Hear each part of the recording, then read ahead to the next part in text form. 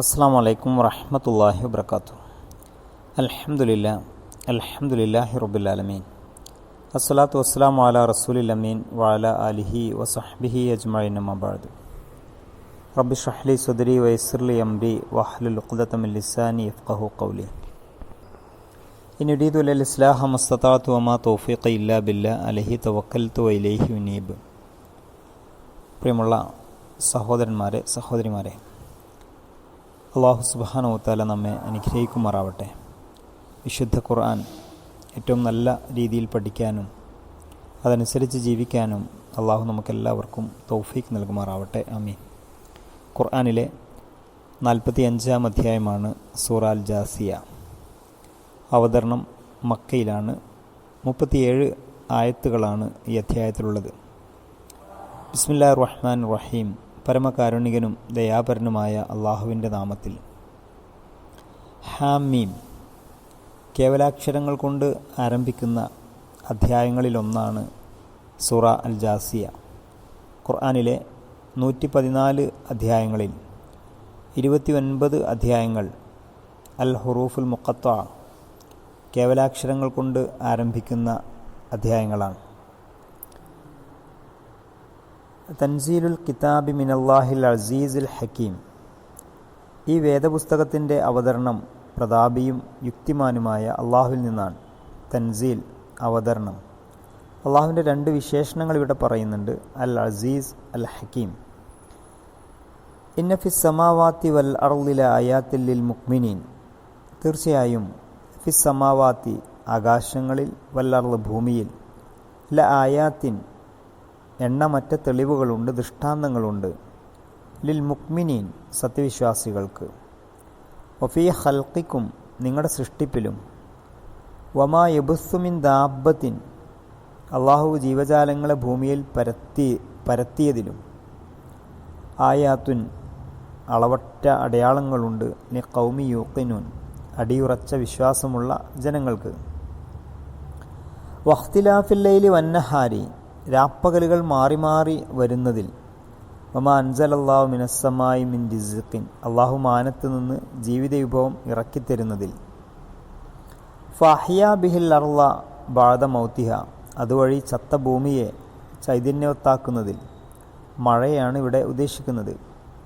വ തസ്രീഫി റിയാഹ്, കാറ്റുകളുടെ ഗതി നിയന്ത്രിക്കുന്നതിൽ, ആയാത്തുൻ, ഒട്ടേറെ അടയാളങ്ങളുണ്ട്, ലി ഖൗമി യഅഖിലൂൻ, ചിന്തിക്കുന്ന ജനങ്ങൾക്ക്. തിൽക ആയാത്തുല്ലാഹ്, ഇതെല്ലാം അള്ളാഹുവിൻ്റെ വചനങ്ങളാണ്. നത്ലൂഹ അലൈക ബിൽ ഹഖ്, നാം അവളെ നിനക്ക് ക്രമാനുഗതം ഓതിത്തരുന്നു.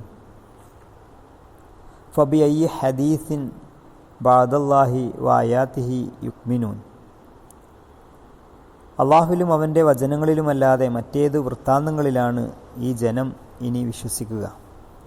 പ്രിയമുള്ള സഹോദരങ്ങളെ, സൂറത്തുൽ ജാസിയയിലെ 6 ആയത്തുകളും അതിൻ്റെ അർത്ഥവുമാണ് നമ്മൾ മനസ്സിലാക്കിയത്.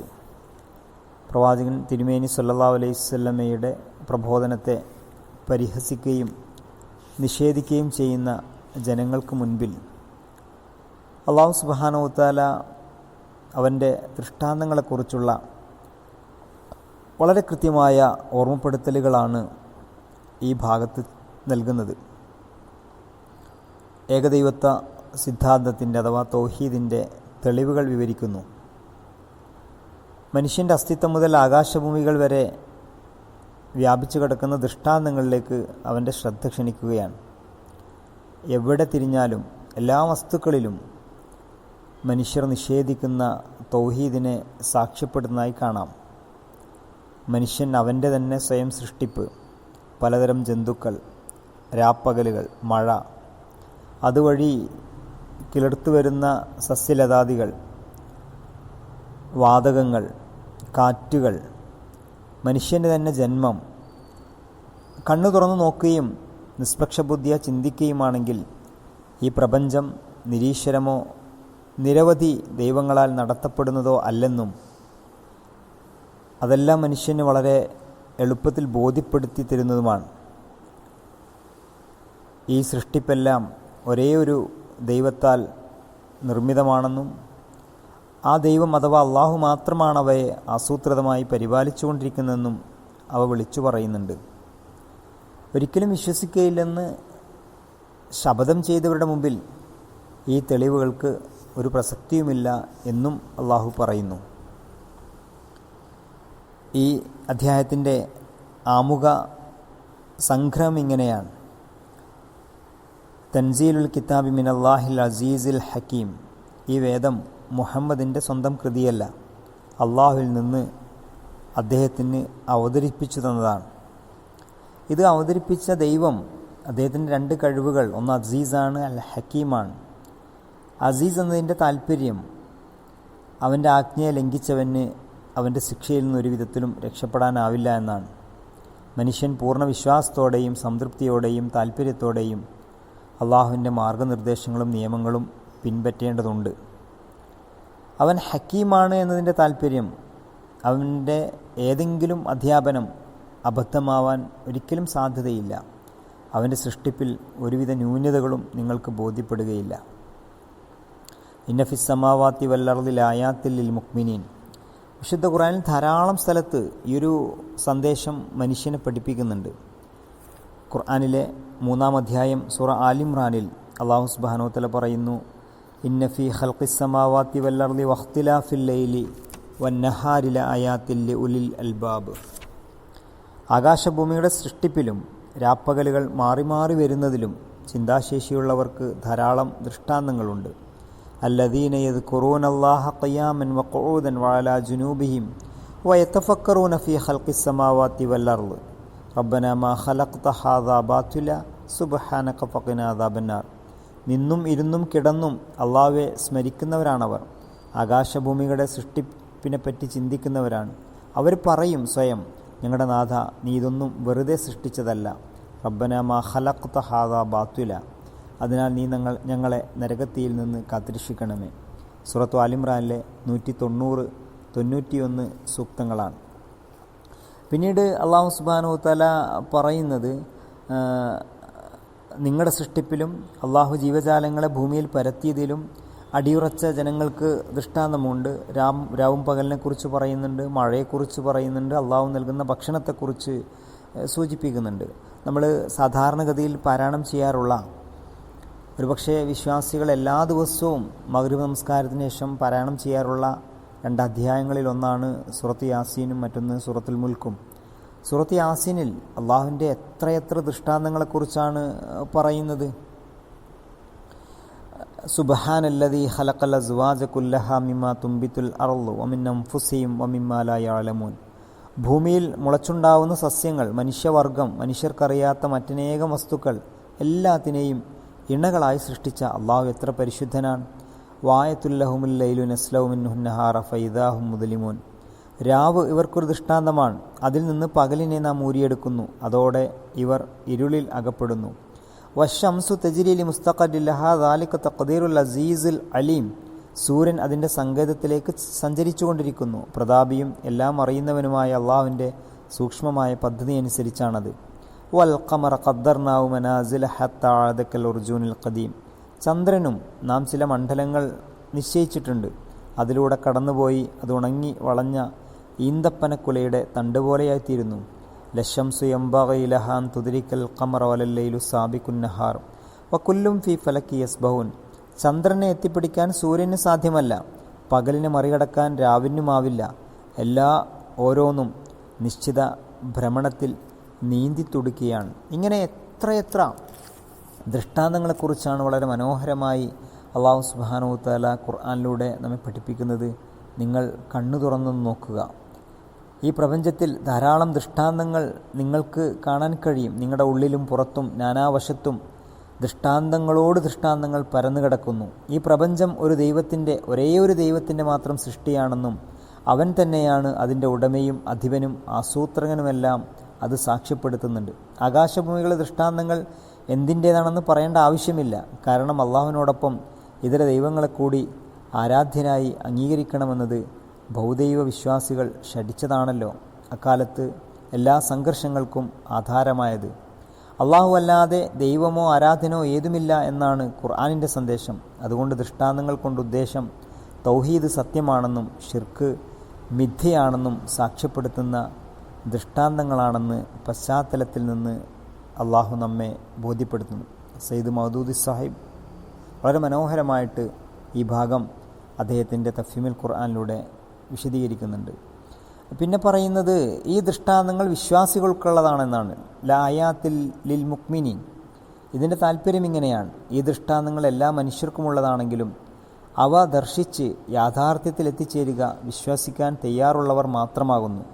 കാലികളെപ്പോലെ ചിന്താശൂന്യരായി ജീവിക്കുന്നവർക്കും വിശ്വസിക്കില്ല എന്ന് ശഠിക്കുന്നവർക്കും ഇതിലൊരു ദൃഷ്ടാന്തവും കാണാൻ കഴിയില്ല.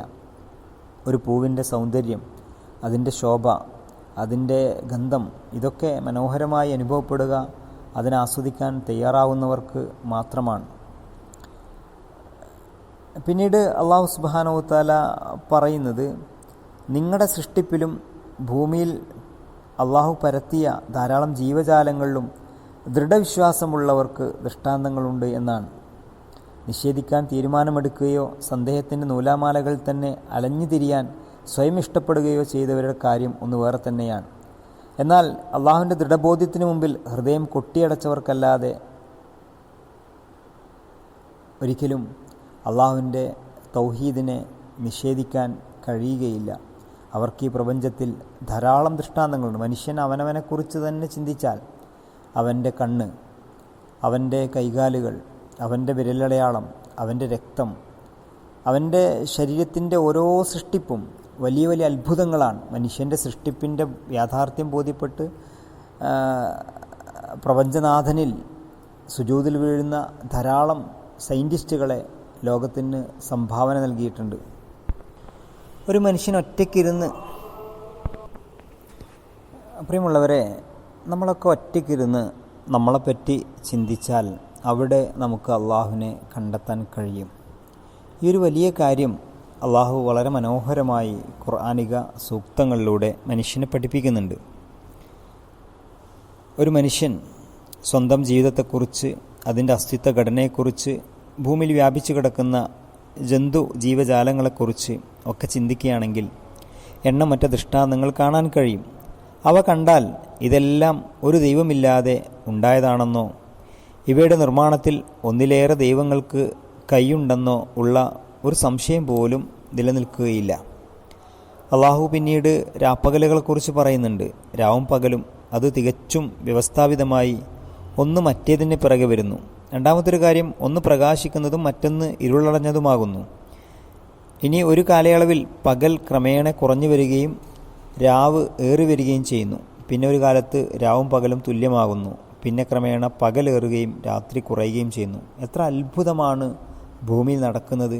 മനുഷ്യൻ ഇതിനെക്കുറിച്ചൊന്നും ചിന്തിക്കുന്നില്ലേ? ഖുർആനിൽ സൂറത്ത് യൂനുസ്, സൂറത്തു നംല്, സൂറത്തു ലുക്മാൻ, സൂറത്തു യാസീൻ തുടങ്ങിയ അധ്യായങ്ങളിൽ ഇക്കാര്യം അല്പം വിശദീകരിച്ചുകൊണ്ട് അള്ളാഹു പറയുന്നുണ്ട്. മഴയെക്കുറിച്ച് ഇവിടെ റിസ്ക് എന്നാണ് സൂചിപ്പിക്കുന്നത്. അഥവാ മഴ വർഷിക്കുന്നത് മൂലം വരണ്ടുണങ്ങിയ ഭൂമി കിളിർത്തതാകുന്നു. അതിൽ നിന്ന് മനുഷ്യന് വിഭവങ്ങൾ ലഭ്യമാകുന്നു. കാറ്റിനെക്കുറിച്ച് സൂചിപ്പിക്കുന്നുണ്ട്. അഥവാ കാറ്റുകളുടെ കറക്കം കൊണ്ട് ഉദ്ദേശം വ്യത്യസ്ത കാലങ്ങളിൽ ഭൂമിയുടെ വ്യത്യസ്ത ഭാഗങ്ങളിൽ വ്യത്യസ്ത ഉയരങ്ങളിലുണ്ടാകുന്ന വായുചലനങ്ങളെയാണ്. അതുവഴിയാണ് ഋതുഭേദങ്ങൾ ഉണ്ടാകുന്നത്. വ്യത്യസ്തങ്ങളായ കാറ്റുകൾ പ്രപഞ്ചത്തിൻ്റെ നിലനിൽപ്പിന് തീർത്തും അനിവാര്യമാണ് എന്നും അതിനും ചില പ്രയോജനങ്ങൾ മനുഷ്യർക്ക് നൽകാനുണ്ട് എന്നും കൃത്യമായി നമുക്ക് ബോധ്യമുള്ള കാര്യമാണ്. അവസാനമായി അല്ലാഹു സുബ്ഹാനഹു വ തആല പറയുന്നത്, ഇവയൊക്കെയും അള്ളാഹുവിൻ്റെ ദൃഷ്ടാന്തങ്ങളാണ്, നാം അത് നിനക്ക് യഥാവിധം വിവരിച്ചു തരുന്നു. അള്ളാഹുവിനും അവൻ്റെ സൂക്തങ്ങൾക്കും ശേഷം മറ്റെന്തു സന്ദേശത്തിലാണ് ഈ ജനം വിശ്വസിക്കുക? അതായത് അള്ളാഹുവിൻ്റെ അസ്തിത്വത്തിനും ഏകദൈവത്വത്തിനും അവൻ നേരിട്ട് വിശദീകരിച്ച ഈ തെളിവുകൾ മുമ്പിൽ വന്ന ശേഷവും ഈ ആളുകൾ വിശ്വസിക്കുന്നില്ലെങ്കിൽ ഇനിയും ഏത് സംഗതിയാണ് ഇവർക്ക് സത്യവിശ്വാസത്തിൻ്റെ സൗഭാഗ്യം അരുളാൻ വരാനുള്ളത്? ഒരു മനുഷ്യന് ഈ സൗഭാഗ്യം നേടാൻ ഉതകുന്ന അവസാനത്തെ മാധ്യമമാണ് ദൈവിക വചനങ്ങൾ. ഒരു അദൃശ്യ യാഥാർത്ഥ്യം ബോധ്യപ്പെടുന്നതിന് എന്തെല്ലാം ബുദ്ധിപരമായ തെളിവുകൾ ഉന്നയിക്കുന്നുവോ അതൊക്കെയും ഈ വചനങ്ങളിൽ അള്ളാഹു വിവരിക്കുന്നു. അതിനുശേഷം ആരെങ്കിലും നിഷേധത്തിൽ തന്നെ ശഠിച്ചു നിൽക്കുന്നുവെങ്കിൽ അവൻ നിഷേധിച്ചു കൊള്ളട്ടെ. അവൻ്റെ നിഷേധം മൂലം യാഥാർത്ഥ്യം തെല്ലും മാറാൻ പോകുന്നില്ല.